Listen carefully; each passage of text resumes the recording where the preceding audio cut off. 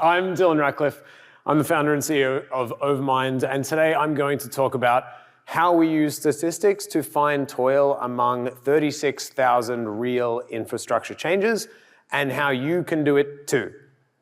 It was really cool yesterday seeing all of the keynotes about these amazing LLMs and ML models and how people are training them and running them and stuff like that.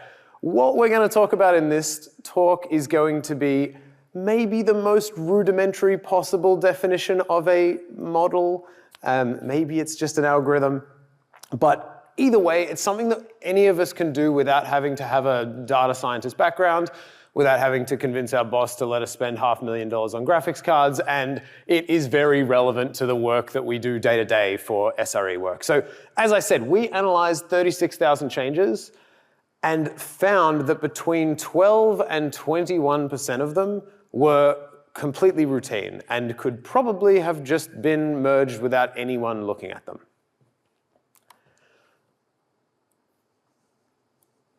So a little bit about Overmind first. Overmind is a platform that uses AI to simulate infrastructure changes against real-time production data before you make them. So we simulate not only the direct effects, but the second, third, and up to 10th order effects of how your change is actually going to interact with all the complex dependencies that exist in production.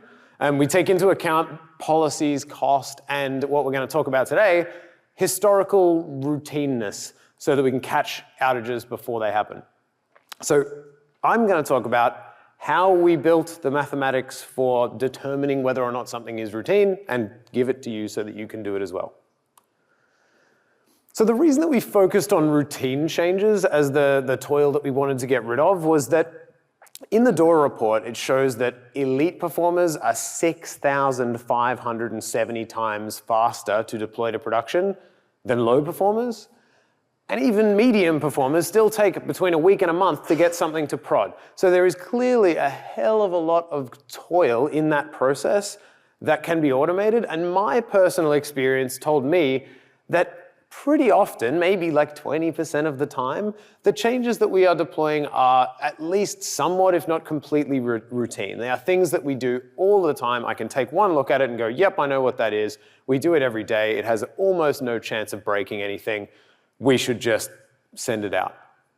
The problem is working out which 20% of our changes fall into that bucket and then convincing our auditors that it's okay if we don't review these changes or put them through a less rigorous review process because we have some sort of verifiable process that no, it actually is definitely routine. So that's what we set out to do. Can we prove mathematically that this stuff is routine and therefore we can put less scrutiny on it or more scrutiny on the stuff that isn't? The data source that we used was Terraform plans. They are an excellent source of structured data, and if you just capture all of your Terraform plans in JSON, you have a full history of everything you've ever done in your entire infrastructure. So for doing this sort of work, it's perfect. We extracted data from thousands of plans across a number of customers who've allowed me to talk about it here. But if you just save every Terraform plan as JSON and stick it in a bucket, you will have the same data set. So the stuff I'm talking about will be relevant. So the first try was to use some reasonably basic statistics. And we thought, all right, if we can mark certain modifications as being automatically approved because we know that they are routine, then anytime someone raises a pull request that contain those modifications, they can get a little green tick next to it. And then that part of the change has already been approved. Now, we would need to do this on an attribute by attribute basis. For example, if I'm changing the AMI of an EC2 instance, maybe that is normal for me and that's routine. But changing the security group probably isn't. So it would need to be attribute by attribute. But then the question is, okay, which ones? If I'm going to create a list of pre-approved modifications, how do I know what should go on the list? I'm going to need metrics to tell me where to focus. Now, the most obvious metric is how often you do it. If you do something 100 times a month, then clearly that is going to be a valuable thing to automate. The more time you do it, the more time will be saved. But we also figured that if you tell a user that 8 out of the 100 changes that they're proposing are automatically approved, it's not actually going to save them any time because they've still got 92 other changes that they need to review, and it's still got to go through the whole process. So if we could however, we could automatically approve every change in a pull request, then that entire pull request could be automatically approved, and maybe nobody would need to look at it at all. And then we would actually save time. So it's not just about whether or not something is frequent that makes it a good candidate for auto approval, but it's also how it is grouped with other stuff. So what we created was these two metrics. The first one is tasks saved. It's literally just how many times do we do this thing over a certain period. If you do something 100 times a month, the value is 100. That means that it's probably a good candidate for approval if you do it 100 times a month, unless it's always with 99 other things, in which case approving it will only approve 1 out of 100 of that change. If you compare that to something that you only do twice a month, but every time you do it, it's entirely on its own, if you were to pre-approve that action, you would save 2 entire pull request reviews. Therefore, approving that one is better. And so that's where the second metric comes in, which is fractional share, which is what percentage of the reviewer's workload does it represent each time it comes up. Where the thing that comes up on its own represents 100%, so it gets 100. The thing that comes up with 99 other changes represents 1%. If we calculate those two things and put them on a graph, I realize the graph I've used is a bit small, but basically the things in the top right-hand corner are going to be the things that are both frequent and also tend to be on their own, and therefore that is where we should spend our time. So if we were to do this, and we analyzed this against some real data, we found for one company, which is an educational software company, we saw that by pre-approving changes to just 8 resources, you could completely eliminate 21% of all pull request approvals. There was a lot of routine stuff going on. In a much larger fintech company with lots and lots of teams, the number was a bit lower, it was 12%, and you would have to pre-approve 250 different modifications. Now, 250 sounds like a big number, but since we're doing it on an attribute by attribute basis, it's actually only about 20 resources. It's just that there's a lot of attributes changing per resource. And if we approve those, 12% of the pull requests would just be able to flow straight through with no one looking at them, and we would still have the audit trail because it's a pre-approved thing, and we can show who made it pre-approved, and it's all auditable. There's a problem with this approach, though, and that is that just because something is frequent does not mean that it is actually routine. For example, if I do something 300 times in the last year, is it routine? I mean, if I did it once a day, then yes. But if I did it 10 times a day for a month and then stopped, no, it's not routine. So we can't just look at frequency overall. We need to be using a change point detection algorithm. So we used an algorithm called PELT. It stands for Pruned Exact Linear Time. It is a change point algorithm that can take a data input like this, which is like some number over time, and slice it into sections where those sections don't change very much. So if this is our input of how often I change the AMI of my machine over time, you can see those vertical lines are where PELT would have sliced it into sections that are fairly static. And so using PELT, it means that we can differentiate between something that is actually routine and has been over a long period versus something that was just part of a project and was done a lot for a little while. And so since this is an off-the-shelf algorithm, you can go and do this afternoon. If you Google the PELT algorithm, there are libraries in Python. You can throw your Terraform JSON in it. You will be able to produce data that looks like this. And if you slapped a UI onto it, you could have something that looked like this, where you would have, here is my deployment. I have changed the security group of my deployment.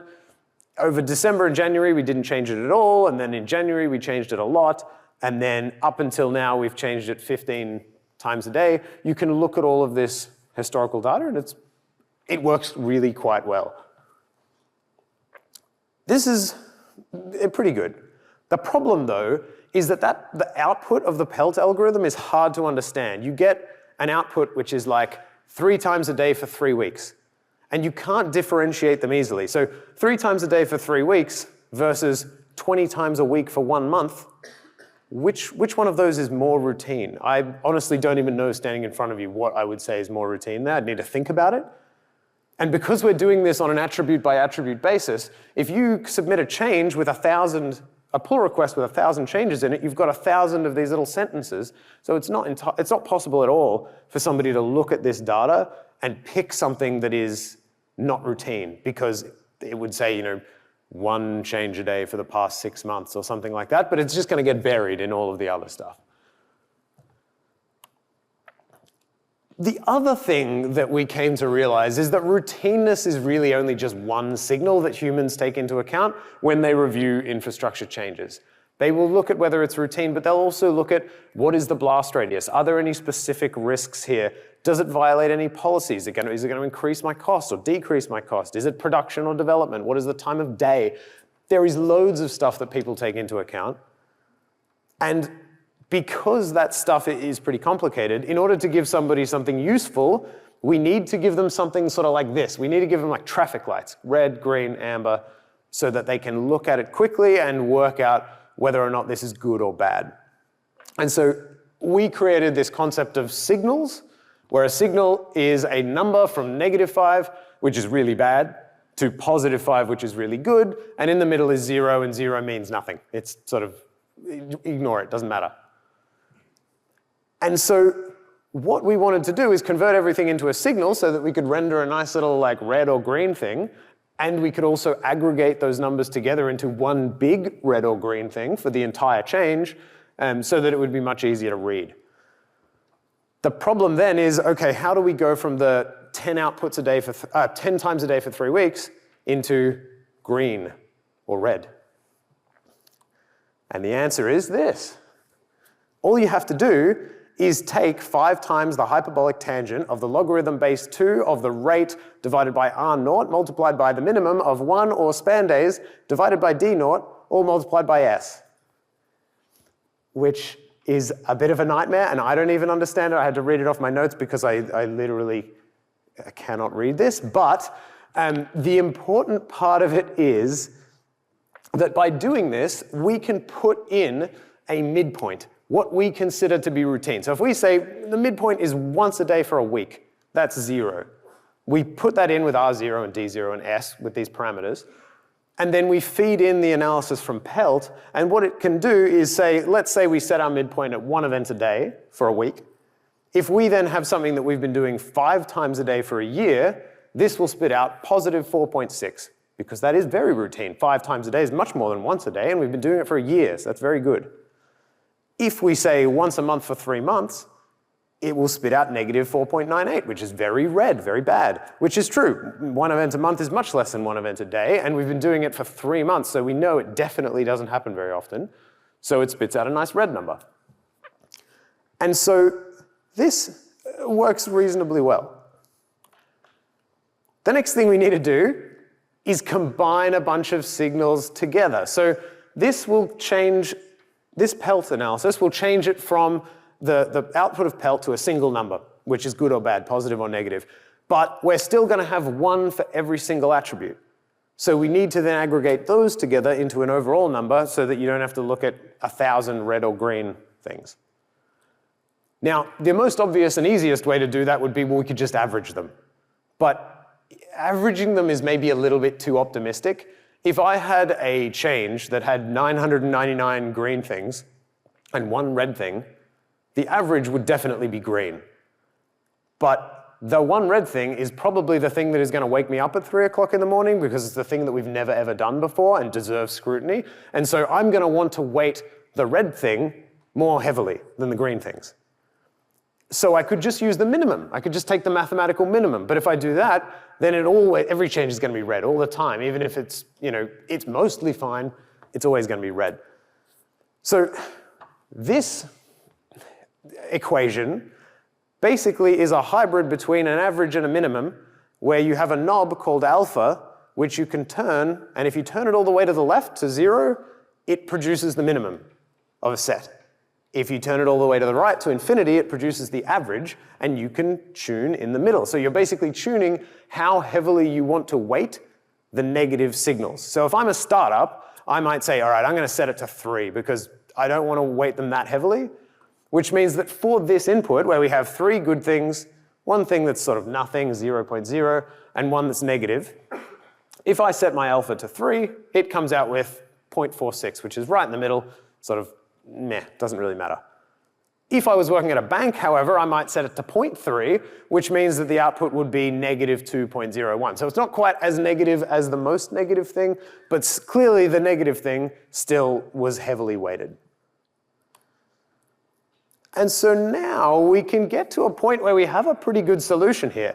We can go on an attribute by attribute level and give somebody a red, amber, green thing that says, okay, this attribute, you change that every week, but this time, this one you've never changed before. We can then aggregate those up into an overarching, in this case, like in this UI example, this is not real, but in this UI example, we've aggregated it into like the routineness, but we can aggregate that into a single color for the entire change if we wanted to. But you can still go down into the detail of 15 times a day for the past 2 weeks. So how did we do this? I did this, and I don't know what the funny E is called. I know it's like it means that you sum stuff, but I literally don't know what it's called. The way I did it was vibe maths. You can work out by the name what that is. But basically, it turns out that LLMs are very good at creating these little mathematical models as well. And as long as you follow some pretty sane steps, they do a good job. Firstly, you need to define the goals and the desired behavior very clearly. Then you need to have it write tests for that desired behavior. If you want it to output 10 in a certain scenario, make sure that you have good tests for it. Once you have the desired behavior and the tests, you can then ask it to come up with the mathematical model, which it will do a pretty good job of. You'll go back and forth, talking about potential options and stuff like that. And then it will generate it for you. And as long as it passes all the tests, I don't need to know the name of the weird squiggly E, because I know that it's going to do what I say because it's passing all the tests. And you can also, in this case, this screenshot is me asking Claude to create a visualization so I can understand how this thing actually works. It does a great job of that. And so you can get some pretty complicated concepts like this, that I seriously don't understand, but I understand how it works. I couldn't do the maths myself, but I totally understand how it works, and I know it works because I wrote all the tests and they all pass. So if you don't take anything else away from this, take away that this sort of creating little mathematical models to help you in this sort of a scenario is entirely within your reach now. If you scan the QR code on the right-hand side, I have taken all of the context from this talk and put it into Claude, and then you can just copy paste it and then ask, hey, I want to implement this in Python this afternoon. You can just do that. It will just do it for you. It did it in Go, it'll do it in Python. You can ask me questions as well, and I'm gladly answer them, but if those questions are too maths heavy, feel free to go to Claude. This has all of the details in it. If you want to connect with me, there's that one there. Thank you.